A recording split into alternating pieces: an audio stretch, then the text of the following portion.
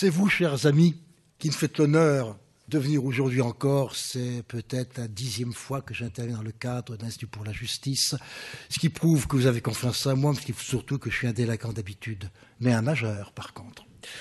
Il m'a été demandé cette fois d'ouvrir le bal, si j'ose dire, en faisant ce qu'on peut appeler un rapport introductif ou une ouverture. Alors, il y a un petit nombre de questions, très peu nombre de questions, qui reviennent sans cesse chez les juristes, notamment chez les pénalistes. Il y a autrefois la peine de mort, c'est réglé. Il y a maintenant la phase préparatoire du procès pénal. Et puis il y a aussi, depuis très longtemps, la question du procès pénal des mineurs. Depuis les années 1900, 1912 exactement, il y a une suite de lois qui se succèdent et qui font que ce droit pénal des mineurs devient progressivement une espèce de maquis corse, si ce n'est une forêt vierge d'Afrique équatoriale. Les réformes se succèdent les unes aux autres. Par exemple, notre texte de base, de 2 février 1945, a été réformé 46 fois. 46 fois. C'était 41 fois à l'époque de la commission Varinard. 46 maintenant. J'ai compté la dernière réforme qui est celle du 14 ou du 15 août 2014. D'ailleurs, il n'y a pas eu de réforme législative. Il y a aussi des quantités de clubs, de cercles de réflexion. Une dizaine depuis 1945. On ne les comptera pas, Costa, Martaguet, etc. Toujours des rapports qui sont votés dans l'enthousiasme, puis après qui s'enfoncent dans les tiroirs profonds du ministère, d'où ils dorment d'un profond sommeil, sinon d'une léthargie éternelle. La dernière en date, c'est le rapport de la commission Varinard. Mon ami Varinard, ici présent, que vous entrerez tout à l'heure, particulièrement compétent, et qui m'a fait l'honneur d'être dans sa commission. Un très beau rapport a été fait, publié par la Commission française en 2008, je crois, janvier 2008, qui pour l'instant dort d'un profond sommeil lui aussi, mais peut-être sera-t-il réveillé, et dont on observait quand même que ce rapport avait été concomitant à quelques réformes sectorielles qui correspondaient plus ou moins à ses prédictions. Première observation. Deuxième observation, c'est celle de l'impérieuse nécessité de faire aujourd'hui le point sur cette question du procès pénal des mineurs et des réactions sociales qui peuvent le concerner. En effet, nous sommes une société qui bouge sans arrêt. Montaigne disait que le monde est qu'un branloir pérenne, un branloir pérenne qui branle sans arrêt, y compris les pyramides d'Égypte. Et il est vrai que la délinquance des mineurs se porte bien. Et il est vrai que nos gazettes quotidiennes nous révèlent de temps à autre d'épouvantables crimes commis par des mineurs de 15 ans, 16 ans, des filles inclusivement d'ailleurs, qui font que nous assistons à une nouvelle génération de barbares. Alors, troisième remarque, quels sont les éléments du débat ? Puisque débat il y a, qu'il faut le reprendre aujourd'hui impérativement, et je félicite d'ailleurs l'Institut pour la justice de le faire au moment opportun. Eh bien, en matière de politique pénale des mineurs, il y a de rares certitudes dans un océan d'incertitude. Une certitude d'abord, c'est vrai, c'est le premier élément, qui est relatif, pour le savoir, si il faut, à côté du droit pénal des majeurs, un droit pénal des mineurs. On avait dit non en 1810, à ceci près, la question de discernement, mais aujourd'hui, l'unanimité se fait, il faut bien qu'il y ait un droit pénal spécifique aux mineurs, avec des règles de fond propres, des sanctions souvent propres, des juridictions propres, et à certains égards, une procédure propre. Et là-dessus, l'accord est à peu près unanime. Mais à partir de cette certitude, tout le reste n'est que doute, incertitude, inquiétude. En vérité, 3 voies s'offrent aux interprètes et aux praticiens. La première voie, c'est la voie pénale. Celle qui était en 1810, à ceci près qu'il fallait que le mineur soit discernant, mais cette voie pénale traitera le mineur comme s'il était majeur. Une sorte d'unité de la personne humaine, quasiment de l'âge de 10-12 ans jusqu'à la mort. Seconde voie à l'opposé, la voie éducative, disons tutélaire, protectionniste, humaniste, sont des mots un petit peu vagues, mais qui veulent dire quand même qu'on tourne au droit pénal. On tourne le dos au droit pénal, et dans ce système, septièmement, le message de Marc Ancel, illustre magistrat que j'ai bien connu, père ou pape, de la défense sociale nouvelle, qui disait qu'il ne faut surtout pas punir, et qu'il faut redonner aux délinquants, mineurs notamment, le sens de responsabilité. Il faut ensemble que la réaction sociale lui permette de retrouver le chemin de sa responsabilité. fond, la réaction sociale doit être une responsabilisation du mineur, lui faisant prendre conscience de ce qu'il a fait, de ce que c'est mal, et qu'il revienne dans le grand chemin. Mais pas de peine surtout pas de peine. Voilà donc deux politiques tout à fait opposées, avec bien sûr, comme toujours, une voie médiane, mixte, intermédiaire, si vous voulez. C'est ça dans le 45. C'est ça dans le 45, le vrai 45, qui assure indéniablement la primauté à l'éducatif, pour prendre un mot un peu large, avec des peines atténuées bien sûr, mais qui fait une place quand même à la sanction pénale. À cet égard, il faut rappeler, vous savez tout, je m'excuse, l'article 2 dans le 45 qui dit que, certes, si les juges pour mineurs ont prononcé des mesures tutélaires, d'assistance, de surveillance, etc., ils peuvent aussi prononcer des peines lorsque les circonstances et la personne du mineur l'imposent. Les circonstances, c'est rester du fait.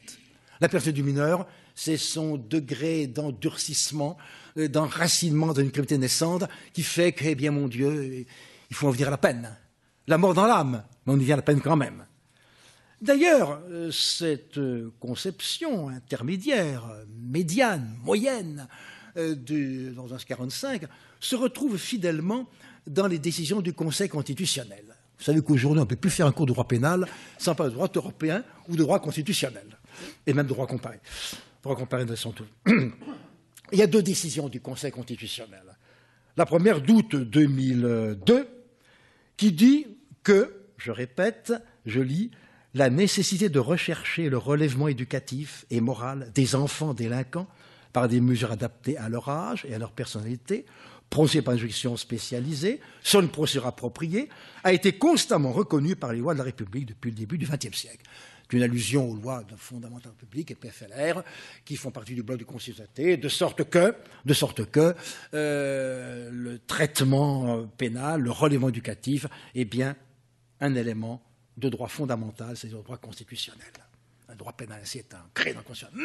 Mais, il y a une deuxième décision du 9 août 2007 qui, sans revenir là-dessus, bien à ce que j'ai dit, tempère quand même. En effet, cette décision d'août 2007 nous dit que le législateur n'a pas entendu écarter les dispositions, dès que deux indiquées tout à l'heure dans le 45, en vertu desquelles la juridiction compétente à l'égard d'un mineur prononce une mesure de protection, d'assistance, de surveillance et d'éducation, et peut cependant, le mot cependant est très important, et peut cependant appliquer une sanction pénale si elle l'estime nécessaire.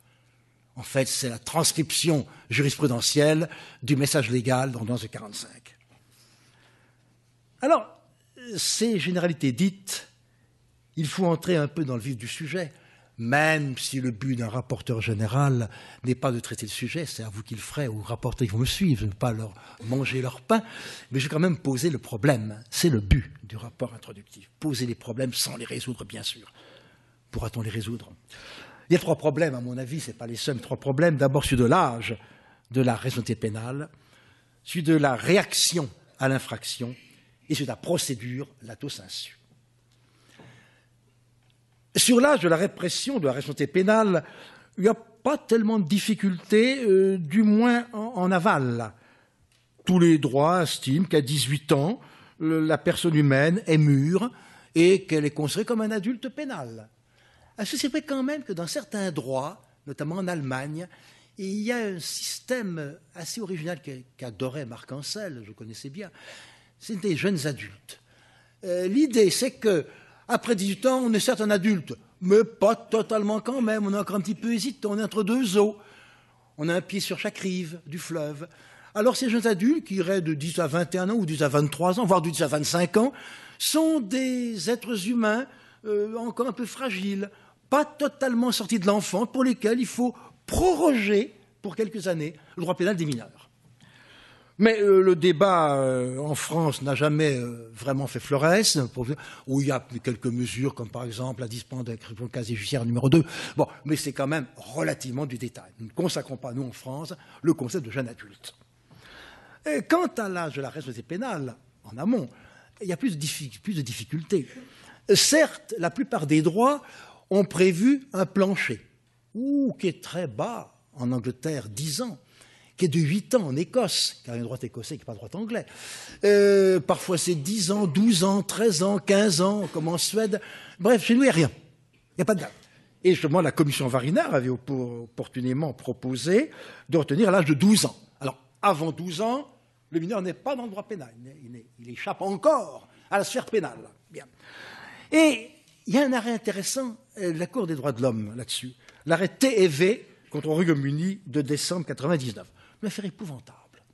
T&V, c'était 2 jeunes garçons de 10 ans qui s'avaient enlevé un bébé, qui avait, je crois, 6 mois, 1 an, qu'il avait battu à mort, qui avait déposé son corps sur la voie ferrée Londres-Birmingham.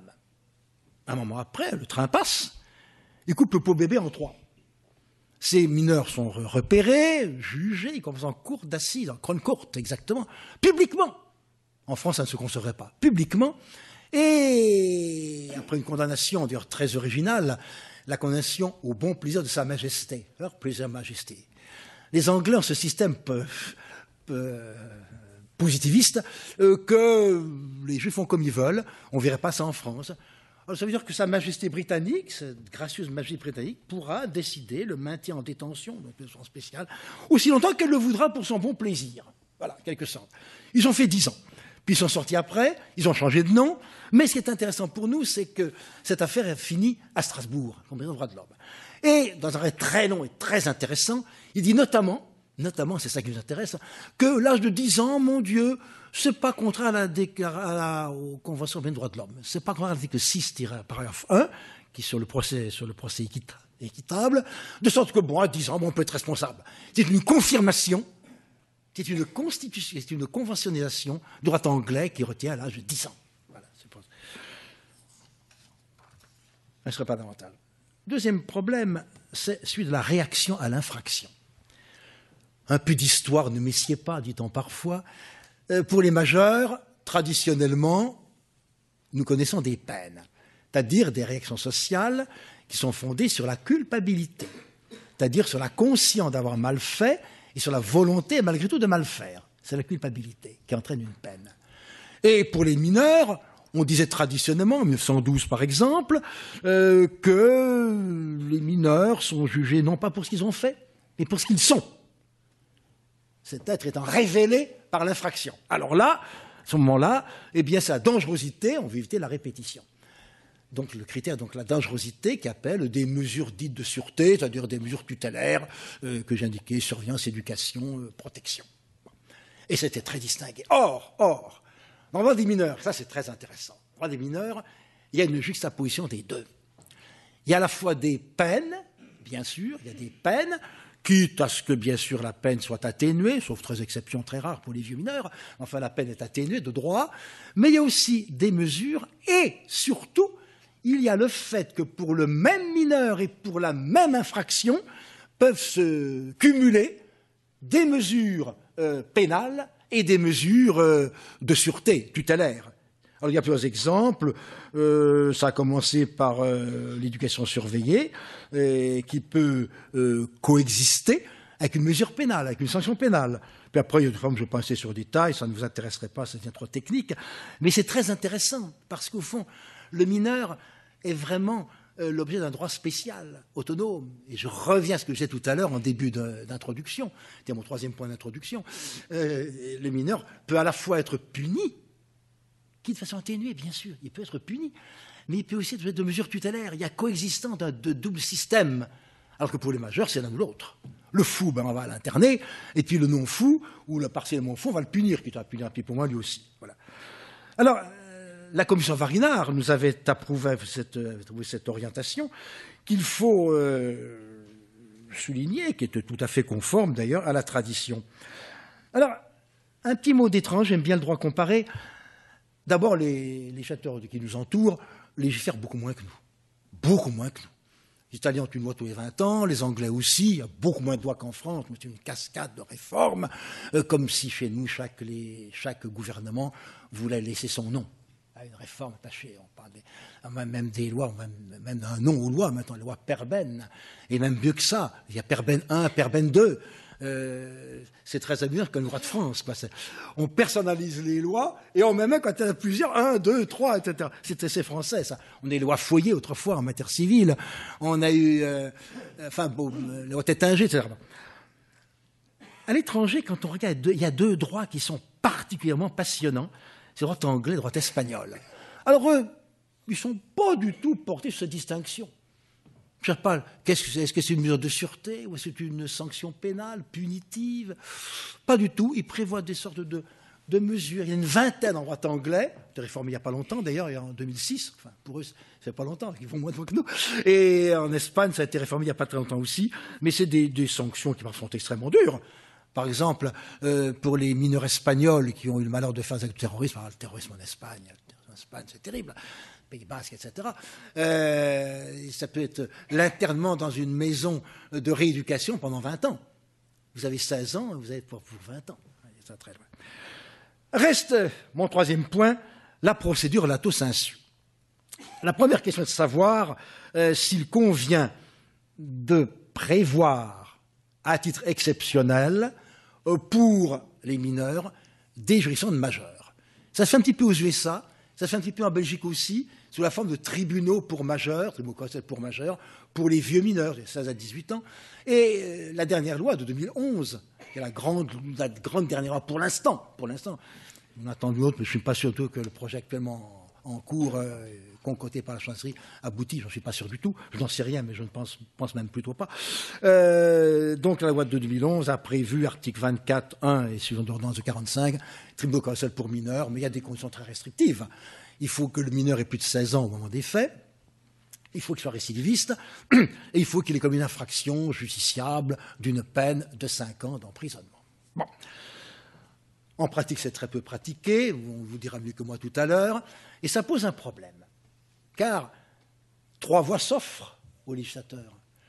Ou bien on garde ce droit, ou bien on le supprime complètement, ou bien on le rafistole en prévoyant par exemple, et il y a plusieurs jeunes enfants qui m'ont dit qu'il fallait le faire, en prévoyant d'appliquer réellement ce système, mais seulement pour des mineurs ayant commis une infraction extrêmement grave, pour être 7 ans par exemple, d'emprisonnement, vol aggravé, etc.